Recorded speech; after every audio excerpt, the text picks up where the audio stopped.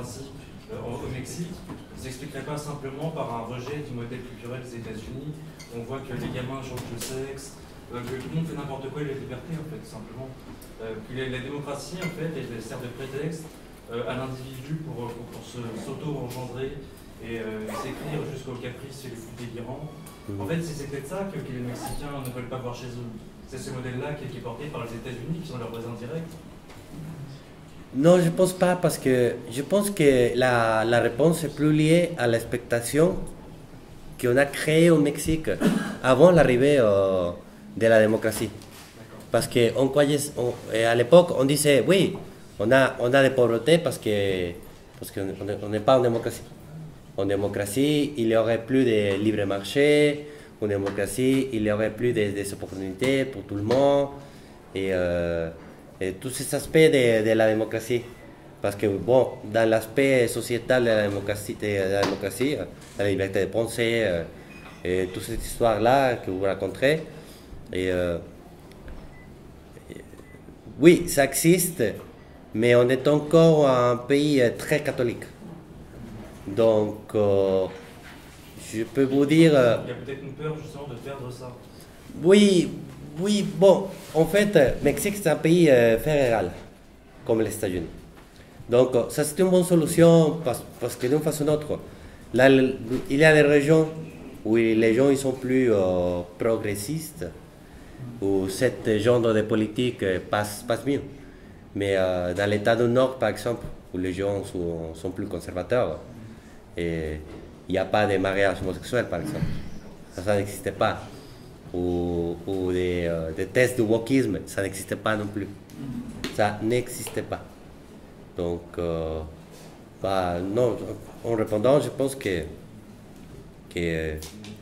oui, on a l'influence des Américains très forte, de ça à côté, mais l'Église catholique, elle est toujours encore présente. Et aussi, par exemple, et ça c'est un problème politique parfois, dans les petits villages au Mexique, quand vous faites une campagne politique, il faut aller discuter avec les curés avant. Ouais. Et s'ils demandent la permission, vous pouvez passer et parler avec les gens. Mais si les curés disent non, vous ne pouvez pas, vous filez. Il n'y a rien à faire. Ouais. Est-ce que vous pouvez nous parler un peu du mouvement des Cristeros? Les Cristeros, bah oui. Très lié avec l'Église catholique en fait. Et ça s'est arrivé en 1922. On était encore dans la fin de la révolution mexicaine, où, comme je le disais tout à l'heure, les généraux ont commencé ils étaient déjà fatigués. Et l'un des premiers accords, c'était une espèce de répartition du pouvoir entre les généraux qui étaient encore vivants. Le premier général qui a pris le pouvoir, c'était Plutarco Elías Calles. Lui, il était complètement anticatholique. Il voulait fermer toutes les églises du pays. Comme vous pouvez imaginer, quand vous vivez dans un pays qui a vécu 12 ans de guerre, il y a une nécessité spirituelle très forte. Parce qu'il y a beaucoup de vies qui se sont perdues, il y a beaucoup de ressources qui se sont perdues.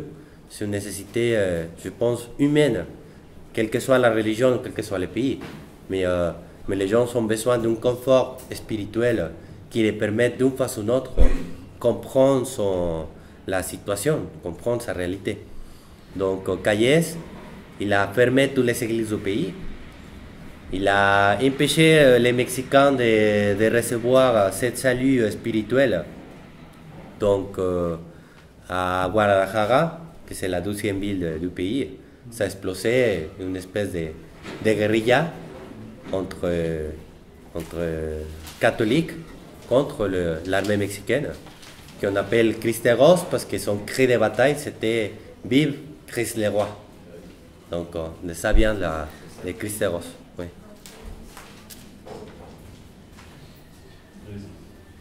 Bonsoir. Alors, pour l'instant, moi, je suis très connaisseur de la situation, par exemple, au Salvador, en Équateur et au Pérou. Et par rapport à ce que vous connaissez du Mexique, est-ce que, et si vous connaissez un peu le contexte de l'Amérique latine... Je connais l'Équateur plus que... Plus Équateur. Est-ce que dans l'Amérique latine, il y a un pays, parce que je sais que, même à titre d'exemple, le Mexique, il y a eu des périodes où les peuples ont demandé peut-être un retour à la dictature et qui ont eu des illusions. Au Salvador, par exemple, là, en Équateur, il y a beaucoup, par exemple, le président Bukele est énormément reconnu dans d'autres pays en dehors du Salvador. Est-ce que vous avez un exemple de pays d'Amérique latine où il y a une dynamique vers une démocratie la plus pure possible, et si oui, lequel? Je sais qu'il n'y en a pas de parfait. Ben non, moi j'ai la réponse. Mais moi j'aime plus la réponse. C'était Chili. C'était Chili. Chili, c'était les bons élèves de l'Amérique latine. Chili, c'était les pays où on regardait que la distribution de la richesse marchait bien, qu'il y avait... c'était les pays, et ça m'étonnait franchement, en tant que latino-américain, au Chili, ils ne rigolent pas avec l'application de la loi. Non, au Chili, c'était les pays... c'était les bons élèves. Et vous parlez au passé, c'est-à-dire que ça s'est arrêté à partir de quand? Quoi, il y a 12 ans. Il y a 12 ans, avec toute la protestation et puis cette convention constitutionnelle et la polarisation. Et, il y a quelque chose que je peux vous dire qu'on partage dans tous les pays d'Amérique latine. C'est que la polarisation politique, on n'a jamais su comment éviter la polarisation dans la politique. Et on regarde ça, par exemple, si vous regardez toute l'histoire des partis politiques en Amérique latine, du Mexique jusqu'à l'Argentine, d'abord, il n'y a eu jamais un parti du centre qui gouverne ou qui soit compétitif, jamais.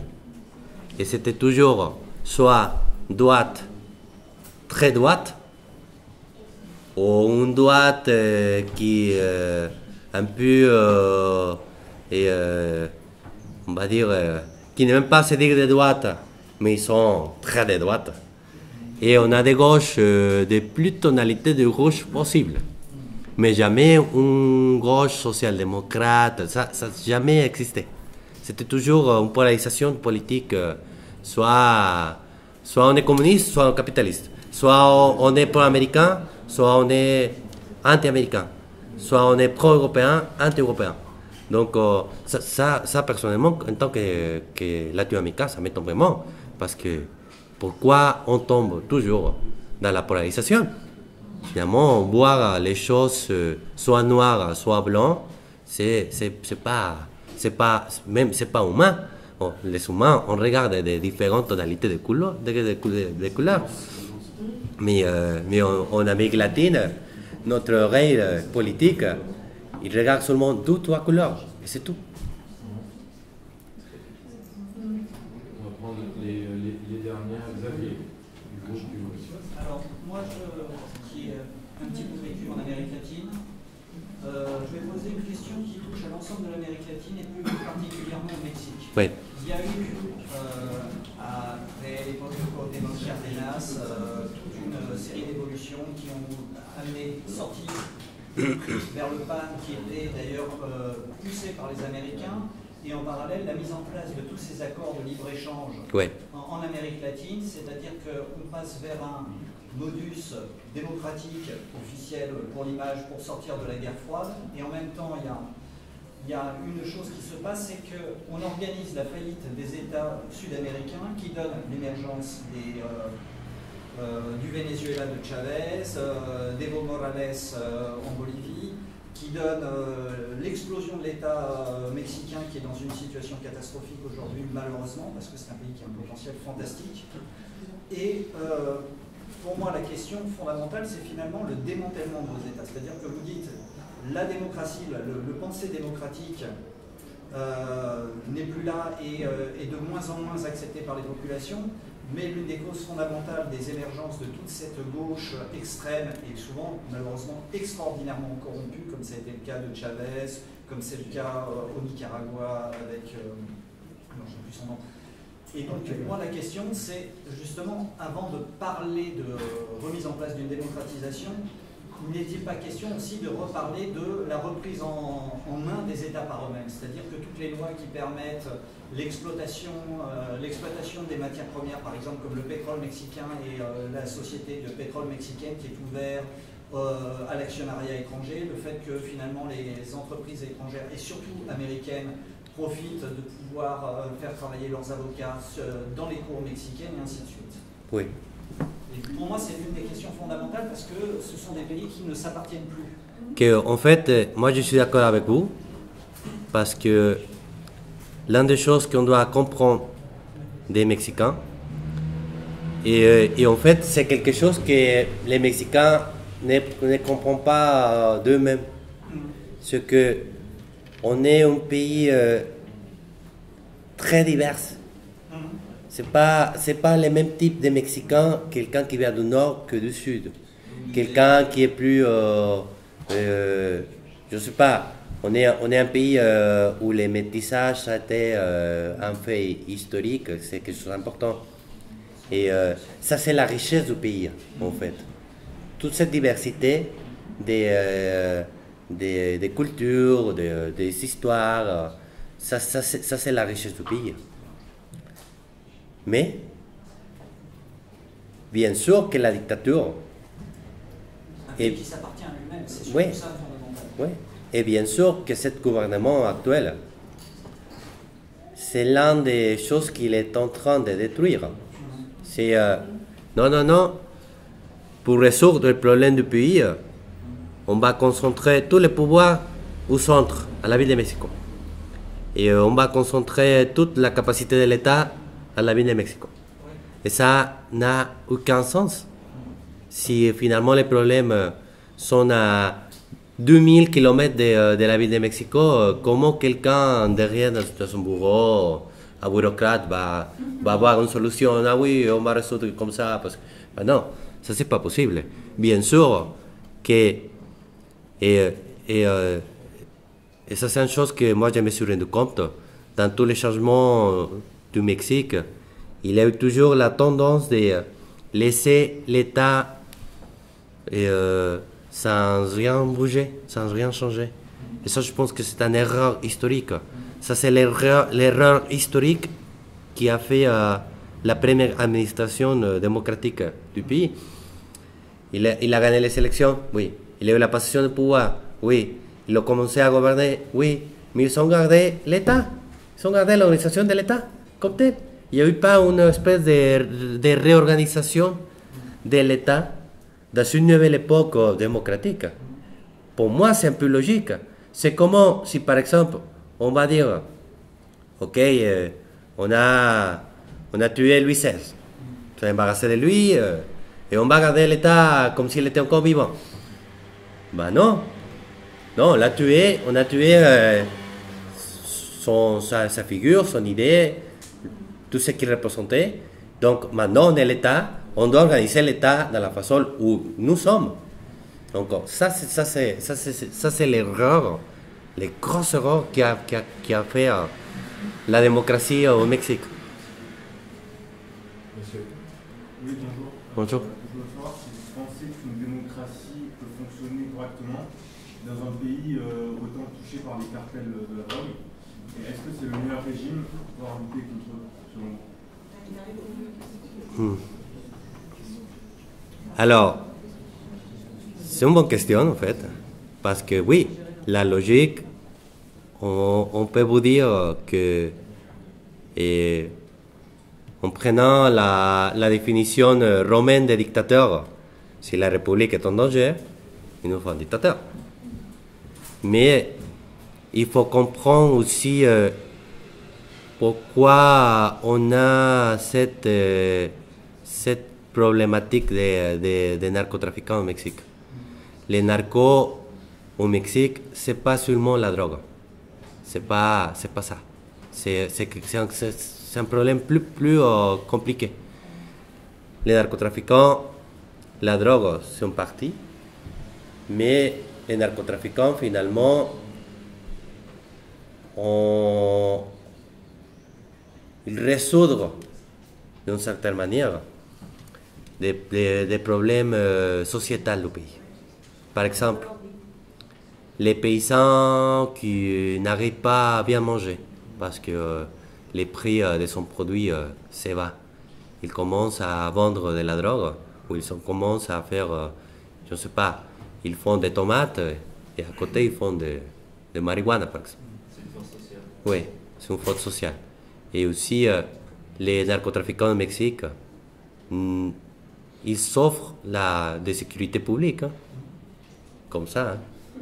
Comme l'État est faible et il n'y a pas d'État, ils vont dans les petits villages, à côté bien sûr de ces routes, et très ouvertement, ils commencent à dire à tous à l'entrepreneuriat, écoutez, on peut vous rendre la sécurité, tout simplement, il faut payer. Donc ils sont ces feuilles de taxes. Oui. Ils substituaient complètement l'État. Ce sont des nouvelles féodalités. Ouais, ouais. Donc c'est compliqué. Et on met ça dans cette situation, on met la démocratie. Bon, parce que finalement, je pense que la seule solution, la solution plus efficace pour les Mexicains, pour résoudre d'abord les problèmes sociétals, c'est par la voie démocratique. C'est pour avoir un libre marché, par exemple. À Mexique, il y a beaucoup de monopoles. Pourquoi? Parce que le monopole au Mexique, c'est l'argent des politiciens. C'est où les politiciens volent l'argent. Et puis, ils se plantent de pourquoi on n'a pas assez d'entreprises au Mexique. Bah, si le marché est plus intéressant du pays, l'État mettre un monopole, c'est compliqué. Et aussi, laissez-moi te dire une autre chose. Laissez-moi vous dire autre chose. L'État mexicain est bien mêlé dans les trafiquants. C'est sûr. C'est pas, non pas seulement l'État, c'est l'armée mexicaine qui est mêlée. C'est le général du Mexique qui se partage un peu au moins la route. Bah ouais, parce que ce sont des quantités d'argent énormes qui tombent. Mais ce n'est pas seulement les Mexicains aussi. C'est aussi les Américains. C'est aussi les Américains. Moi, je me rappelle, un sénateur du Mexique m'a raconté une histoire. En 1992, il était un sénateur d'opposition. Il est invité à Washington pour parler avec ses collègues du Sénat américain. Et il était en train de discuter les traités commerciaux qu'on avait avec les Américains et les Canadiens. Et les sénateurs américains ont commencé à se plaindre de ah oui, la corruption au Mexique, ah oui, les narcos au Mexique, la drogue, les immigrés, etc. etc. Et cet sénateur lui a posé une question. Lui, il était le seul qui parlait anglais couramment. Donc il a posé la question en anglais avec le président du Sénat américain. Il a commencé à lui dire, écoutez, monsieur, moi je suis d'accord avec vous, oui c'est vrai, il y a beaucoup de corruption au Mexique, oui c'est vrai, le gouvernement ne fait rien, mais il y a quelque chose que moi je n'arrive pas à comprendre vraiment. Qu'est-ce qui se passe, monsieur? Oui, et au Mexique, normalement, les narcotrafiquants, ce sont des paysans qui n'ont pas une éducation élémentaire, franchement. Et là-bas au Mexique, ils arrivent à corrompre les politiciens, les policiers, les juges, les gens de la douane, tout le monde. Mais la drogue arrive à El Paso, Texas, par exemple, et depuis là, il arrive jusqu'à Chicago. Ce sont 2000 km de distance. Et personne ne fait rien. Et toute la cocaïne, la drogue, il arrive parfaitement au Chicago. Donc, j'assume qu'il y a des Américains qui protègent les convois de drogue. Et la réponse du président du Sénat américain, c'était « Non, monsieur, ça n'existe pas, c'est vous. C'est vous, et sont peut-être les Russes. » Comme quoi, la version russe de mon chien mangeait mon cartable est quand même une vieille histoire. Oui, monsieur, la dernière. Question, parce que je me demandais quelle est votre vision de la démocratie ici. Parce que moi j'ai vécu au Mexique, j'ai été marié mexicaine, entre 2012 et 2015 j'étais là-bas. Et je pensais déjà à l'époque que le monde était en train de se mexicaниser en fait. Que la démocratie, quand le Juncker nous disait qu'il n'y a pas que la démocratie pendant les traités, bon, on était plus en démocratie. Quand on a les oligarques qui contrôlent tout de plus en plus, les médias, tout ça, la corruption, enfin, avec tous les politiques qui maintenant passent à droite à gauche et tout, on disait, ça se voyait déjà il y a 10 ans, c'est pire maintenant, mais le monde se mexicanise en fait. Donc vous êtes peut-être dans une tendance un peu comme ça, nous on est comme ça, on va peut-être se croiser. Mais la problématique est la même. Enfin, on voit en France, là il y a un mec, Fabry, qui a fait un truc constitutionnel qui nous intéressera peut-être, qui critique beaucoup de Gaulle, notamment sur la 5e République. Il a fait des interviews chez Berkoff et Epoch Times. Bon, lui, il parle pas de l'Europe, mais il dit que notre système est monarchique avec un pouvoir beaucoup trop important au président et tout. Oui, je connais la critique. C'est une problématique ici, alors qu'on est le pays de la révolution et tout le monde, bref. Mais quelle est votre vision en tant que Mexicain de l'état de notre démocratie? Bah, c'est simple. D'abord, pour moi, la démocratie, c'est penser par soi-même. Oui. Parce que c'est ça notre problème. C'est ça notre problème. Incroyablement, en 2022, combien de gens pensent par eux-mêmes? On est la génération de la hyperinformation, on a l'Internet, on a Google, on a beaucoup de choses que bon, les gens qu'on a, je sais pas, 30 ans, à partir de 30 ans, on a une référence d'éléments d'avant, on peut mieux parler. L'époque où l'Internet n'existait pas, ou que l'information c'était bien caché. Ici, l'information est libre pour tout le monde. Et les gens ont arrêté de penser. Désormais, il y a n'importe qui fait une vidéo, machin, sur TikTok ou quel que soit. Ah oui, non, je pense que c'est ci, c'est ça, c'est ça. Et il y a des gens qui croient ça. Et ça, c'est pas le pire. C'est que ces gens qui croient, ils n'ont pas l'intérêt d'aller vérifier l'information, d'aller vérifier si ça c'est vrai ou pas.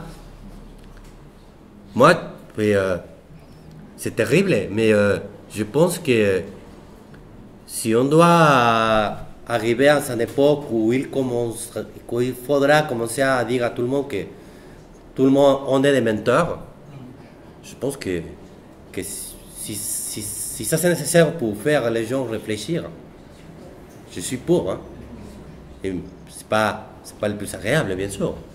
Mais au moins, par exemple, moi je ne fais pas ça ici, mais je peux vous dire maintenant, ne croyez pas tout ce que je viens de dire. Mais un mot. Peut-être moi j'ai tout inventé.